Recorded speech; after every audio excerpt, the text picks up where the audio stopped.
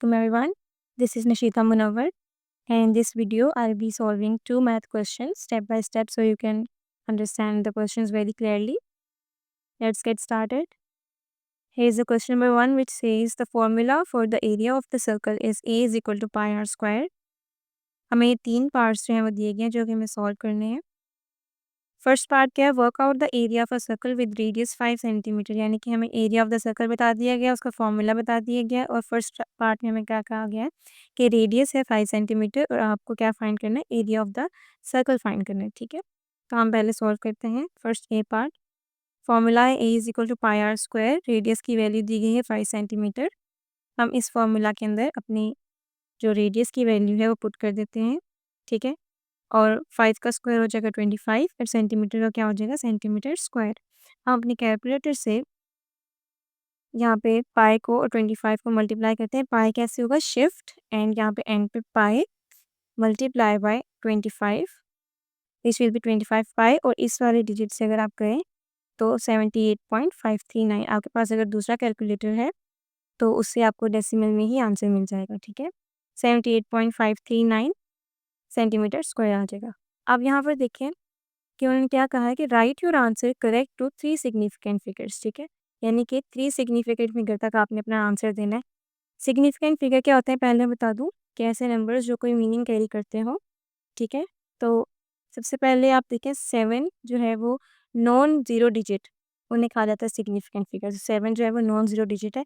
अगर सपोज 7 से पहले 0 होते तो हम उन्हें कंसीडर नहीं करते। ठीक है, अगर जो नॉन ज़ीरो डिजिट जहाँ से स्टार्ट हो रहे होते हैं वहाँ से हमारे पास सिग्निफिकेंट फिगर्स जो हैं वो शुरू हो रहे होते हैं। ठीक है, 7 हमारा फर्स्ट सिग्निफिकेंट फिगर हो गया, 8 सेकंड एंड 5 जो है वो थर्ड हो गया। ठीक है, हमें 3 तक देने थे। अब 5 के बाद हम देखेंगे कि क्या नेक्स्ट नंबर जो है यानी कि ये थर्ड 3 सॉरी, क्या ये नंबर 5 या 5 से बड़ा है। अगर ये 5 से बड़ा होता या 5 होता तो हम इस नंबर को जो है वो राउंड ऑफ करके क्या कर देते हैं, 6 कर देते हैं। ठीक है, सिंपल वर्डिंग में बताऊँ आपको, इसके अंदर हम +1 ऐड कर देते हैं, ये हो जाता है 78.6। लेकिन अभी ये क्या है, 3 है यानी कि 5 से छोटा है, तो हमारा आंसर क्या आएगा, राउंड ऑफ होके 78.5 सेंटीमीटर स्क्वायर ही आ जाएगा।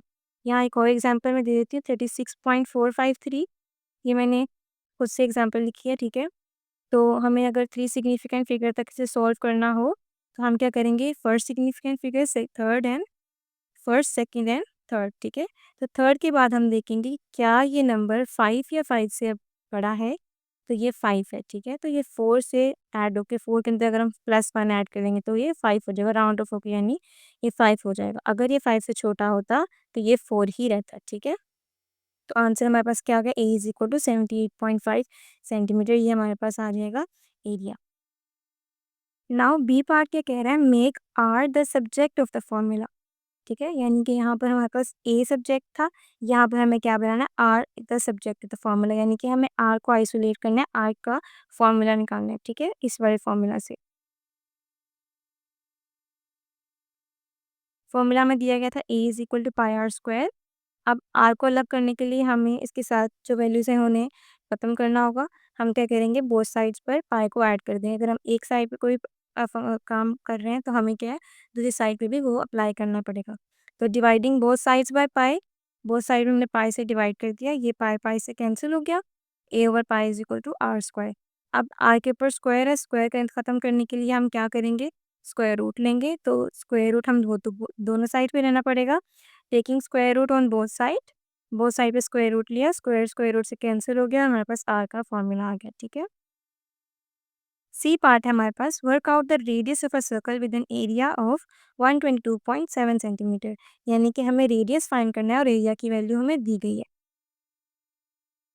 एरिया की आपको वैल्यू बता दी गई है, हम लोगों को आर का फॉर्मूला यहाँ से मिल गया था। आर में हम लोग अपने एरिया की वैल्यू पुट करते हैं 122 सेंटीमीटर स्क्वायर। हमें अपने कैलकुलेटर से अब √122.7 डिवाइडेड बाय पाई यहाँ से शिफ्ट भागेंगे तो हमारे पास आंसर क्या आ जाएगा, 6.249 का 5 हम इतने ही डिजिट ले लेते हैं, हमें ज़्यादा की ज़रूरत नहीं है।